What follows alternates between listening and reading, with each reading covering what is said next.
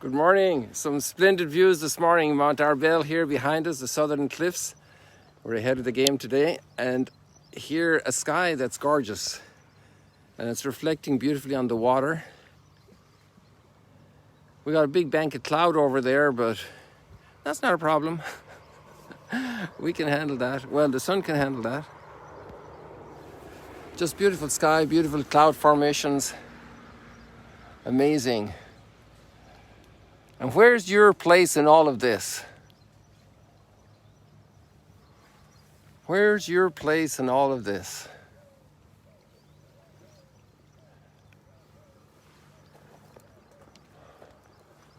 There's a wonderful view of Mount Hermon we'll catch in a little bit. The air is very crisp and fresh this morning. Delightful.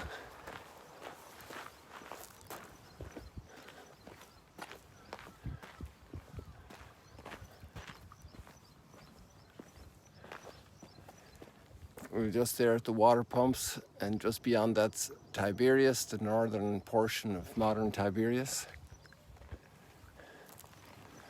Look at that sky. Let's get over here to a clearer spot. These trees you see are late bloomers, no leaves yet. Whereas all these flowers, look at all these flowers.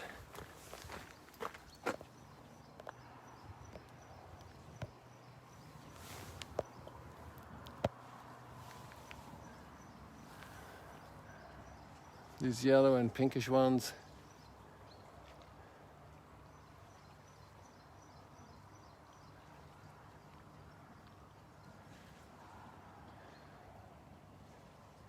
You see these plants the tops haven't been eaten because the herds haven't been through here.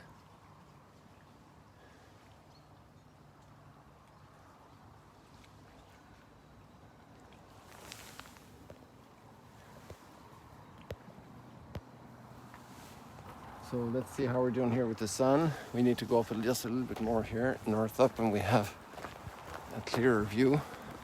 So you have these dry trees still, and you have all the lush plants that are already in full bloom. I'm looking at Mount Hermon. You can't see it yet, but I'll show you. It's absolutely beautiful. Somebody took the books. They're gone. From our famous cave, these books are gone. Last week I noticed for the first time they were gone. I was just down here on the walk. So look at Mount Hermon. It's sticking up there over the Mount of Beatitudes. I'll give you a zoom in a moment. And now we have a nice clear spot here with hardly any obstacles. Very calm this morning. Just a tiny little ruffle on the water.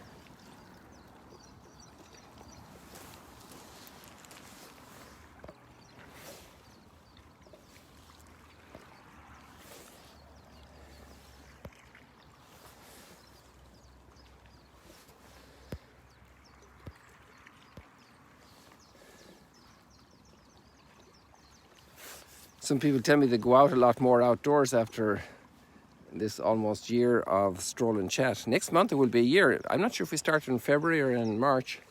Maybe somebody knows. And one of those acquisitions is people want to go outdoors more and see.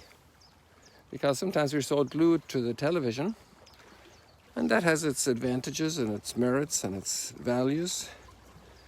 But we need to go out to have the direct experience of created reality.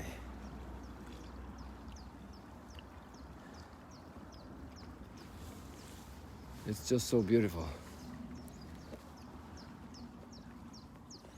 The sun has clearly risen, but that cloud bank is blocking our view for now.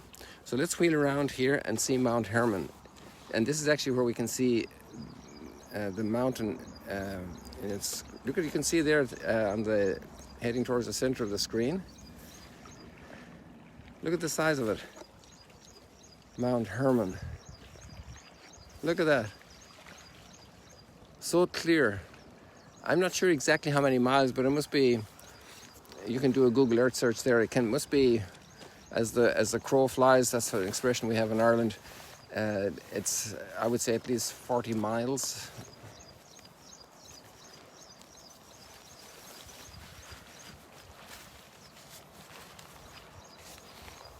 So about, I don't know, 65, 70 kilometers from here.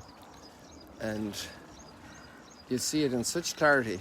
And you can see also that the snow is melting. There's a little bit of white on it still, but it's not heavy with snow. Remember a while ago we had pictures of it and we could see it's snow-capped. So there you have Mount Hermon, and here we just zoom out again. And there the Mount of Beatitudes just underneath it, a little to the left there, all those plastic sheetings. And then you can also see Capernaum. Let's get into Capernaum. You see there's a white spot there on the water edge. You see that? That's the Orthodox Church, and the Franciscan buildings are right there as well. But that white one is more visible.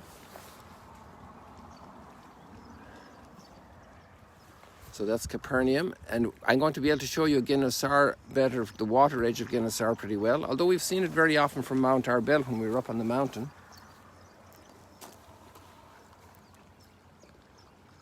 Oh, that's just so beautiful sky, isn't it? So let's go to our text today, and they're very rich. So on the first one, the book of Genesis, so we're still in chapter 1 and actually just going into chapter 2. We have the creation of all things. And so it happened, God created the great sea monsters, let the water teem with an abundance of living creatures, and on the earth let birds fly. Come on, birds, show your face here today. And so it happened, God created the great sea monsters and all kinds of swimming creatures with which the water teems, and all kinds of winged birds. God saw how good it was, and God blessed them, saying, "Be fertile, multiply, and fill the water of the seas, that the birds multiply on the earth." Evening came and morning followed, the fifth day. It's amazing, this concept of creation, that the Creator just says, "Let it be," and it happens. Sometimes a little child cries out, "Just make it happen," you know, and the parents can't do it. We don't have that extraordinary capacity of creation. And here we also have this teaching about how God created from nothing. And that principle is in contrast to the pagan conceptions of creation, of the beginnings of the cosmos. There is one God, and our one God has this incredible spiritual power that just thinking it, let it be, and it happens.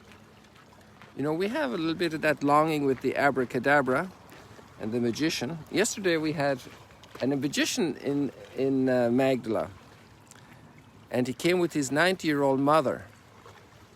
Amazing, an Israeli magician. He also has another profession, but that's the one that stuck in my memory, obviously, and my impression. And it was beautiful. And his mother, I offered her a number of times a place to sit down, and she said, "No, I'm fine." And she was walking around for about an hour and a half, at least, or maybe longer. And she was in great shape. So we're getting our first visitors. We're expecting also a scholar today. Wants to have a conversation about things in a couple of days' time. It's amazing the surprises you get here, you know. A gentleman called, his friend did some art and he wants to discuss it. It's art with some Christian themes and wants to come and discuss it. So it's really amazing. A couple of other ladies dropped in yesterday unannounced, and they are very happy with their visit in Magdala. So little by little, the lockdown is over and things are resuming again. Obviously just day visitors, we cannot receive people yet. There are restrictions on our type of accommodations. If you have single room accommodations completely isolated, then that's a different story. Well, anyway, let's go back. Evening came and morning followed the 5th day. Then God said, let the earth bring forth all kinds of living creatures. So we had the sea and the sky, now we have the earth. And so we have the cattle, and we're not up in Mount Arbel today, but you have seen cattle before. Just go back 2 days and you'll see the cow with a little calf. Cattle, creeping things, and wild animals of all kinds. And so it happened. God made all kinds of wild animals, all kinds of cattle. The Herefords and the Frisians and the Charolais and the Jerseys and the Redhorns. And all kinds of creeping things. God saw how good it was. Then God said, let us make human beings in our image, after our likeness. This is it, people. This is our place. Where are we in the picture? And we're in the picture not just present in the cosmos, but we're in the image and likeness. So this was, let's make him. So then God created man in his image. In the divine image, he created him.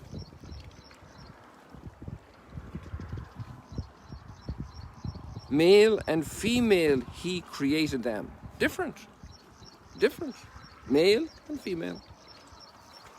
God blessed them in saying, be fertile and multiply. Fill the earth and subdue it. Have dominion over the fish of the sea, the birds of the air, and all the living things that move on the earth. God also said, see, I give you every seed-bearing plant all over the earth, and every tree that has seed-bearing fruit on it to be your food.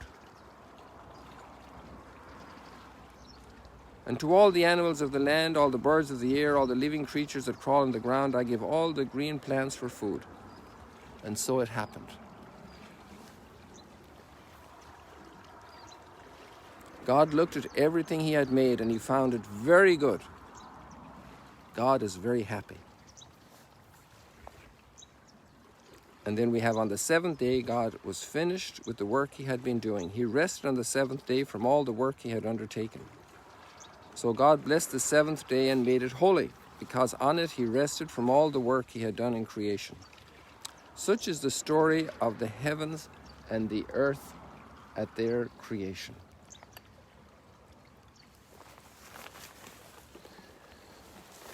So just let's look at a little detail here, because this is a nice spot to see the sky in closer up. Because I know some of you want to do your screenshots for your little collection, and for your Instagram posts, and your Facebook posts, and you're spreading the word, and that's wonderful. And the water down here is so clear. But I don't see any fish jumping this morning. It would be nice for our little presentation this morning. But we've seen that before.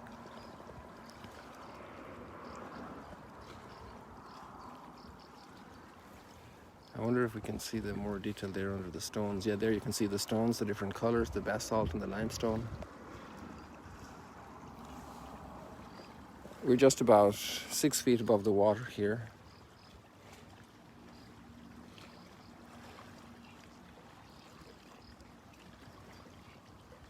Can you hear the water?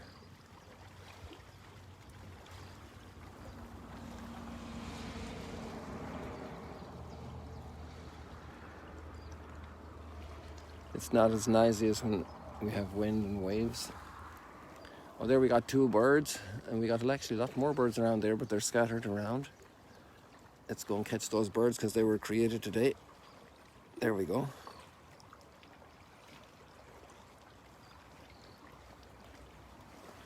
Good, so let's walk a little bit. This is absolutely gorgeous. Let's zoom out again so that it's easier for you to walk with me.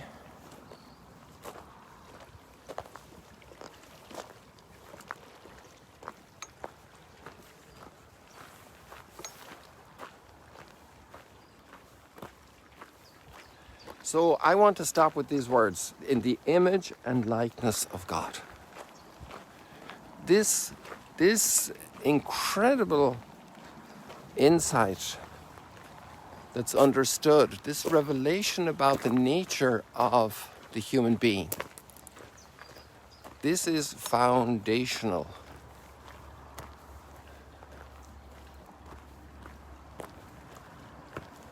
So we can ask the question, where is God closest to you? In the sunrise, in the mushrooms, in the grass and the flowers, and they are all beautiful and they come from his hand, so he's present because they couldn't be sustained without him. No question about it. Everywhere we can have a connection with God, everywhere, because he created the cosmos, this place of exquisite order and beauty. Surprises for the way we want to structure it and order it sometimes, but it doesn't take from its beauty. So let me show you this here now. Just a little interruption in our topic. We're actually looking at the shoreline of Genosar. Let me get this straight for you here. So I just want to point out a couple of things here. You see there behind those branches, let me get a different location here so you can see it. That's the Sea of Galilee Hotel. It was opened about 10 months before our guest house in Magdala. It's got 400 rooms. And then if we go a little bit further north, you see that structure right in the center of the screen with like a tower, a big tower on it. And that's part of the kibbutz Nof Genosar view of the Genosar. So that is where they have the boat museum and where you catch a boat to go on a boat trip on the Sea of Galilee. There are a couple of other spots as well, but that's a very trafficked one at that kibbutz. So between there and the Sea of Galilee Hotel along here, that's Genosar. That's where Jesus' boat would have come in yesterday in the gospel passage we had at the end of chapter 6 of Mark's gospel. And then when we were up in Mount Arbel, we could see down into that plain, and it's just between the city of Migdal and the water. Very fertile area. Look at our walker here doing his prayer.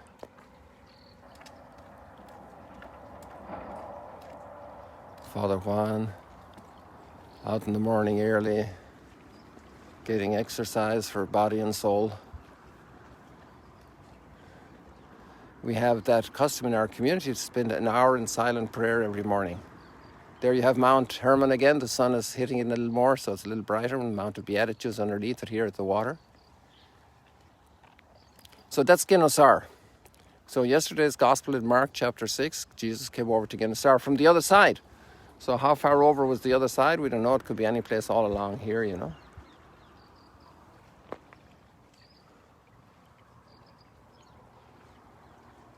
And there we have the sunrise for you this morning. It's right there, people. It's a little bit hazy now, but that's the real sun is hitting me in the eyes here. There's quite a bit of cloud, but it's there. It's bright. You can see it on the water. The track in the water is coming.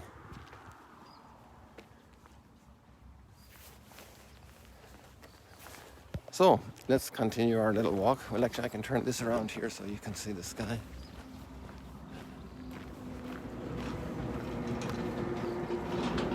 Made in the image and likeness. Made in the image and likeness. This is the foundation for so much in our lives. I would start off saying that this is an indication of where we meet God most closely, because this was not said about any other creature. And as beautiful as sunrise and sunsets are, and roses and stars and all the panoramas we have and all the buildings we see, amazing feats of engineering and science and technology, where is God closest to us? First of all, in yourself, because you are made in the image and likeness of God. So when you ponder creation, you are an extraordinary endowed creature. Creature, yes, because we were created. We didn't make ourselves. You know, you have that expression in America, the self-made person, the self-made man. There's some truth to it because we have a lot of responsibility for training ourselves, forming ourselves, education, development of talents, you know. That's very clear in the parable of the talents, you know. Some developed their talents and others didn't. But right now, we're contemplating that gift among all creatures, that we're made in God's image and likeness. And because of that, we should actually never be depressed.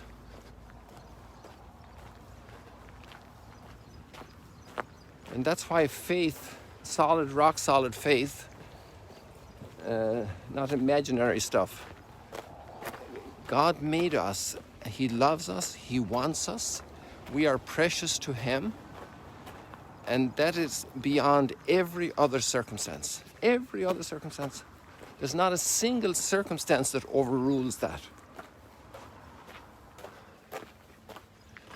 So therefore, I, as a person, in the image and likeness of God, cannot give in to insinuations and suggestions and critiques and suspicions and everything that I'm a wreck, that I'm a criminal, that I'm a psychopath.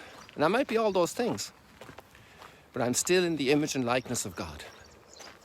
And God loves me. And you know how much parents love a little baby. And maybe they had a couple of pregnancies that didn't come to term for all kinds of different reasons. The medical world tries to figure it out and bring all the tools possible to rescue it. It's amazing the surgeries that can be done in the womb to protect life. The amazing, amazing interventions, you know. And yet pregnancies can not come to full term. And then the parents have that little child in front of them. The joy, the love. They will do anything for the good of that child. They will pull out all the plugs. It's amazing what a mother does for her child. What she's capable of doing. And a father too. And you know the line in scripture, just taking it from this point of view, even if a mother would forget her child, I will never forget you. So basically there, that experience of parental love is showing us what it means to God that we are made in His image and likeness. What are the comments that are amazing, you know, when family comes to visit and see the little child for the first time? Oh, he's like his dad. Oh, he's so like you. He's like his mom. He's like his grandpa. He's like Uncle Jack. Oh, she's so cute. I'm thinking of her cousin. You can see the resemblance. And we see the image and likeness. Not just because dad was a plumber and the kid's a plumber. Not just because mom was a great doctor and daughter went into medicine. Yeah, that's all good. But the image and likeness is not just in the technicalities and the skills. The image and likeness is much deeper. And it's not just in the shape of the nose and the eyes and the ears. It's the joy of having generated a child, begotten a child. You know that line in scripture that's so beautiful that Christians read in a very Christocentric way. But today I have begotten you. You are my son. This day I have begotten you.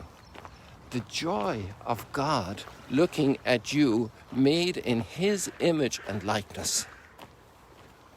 People, we would never exhaust this teaching to the full.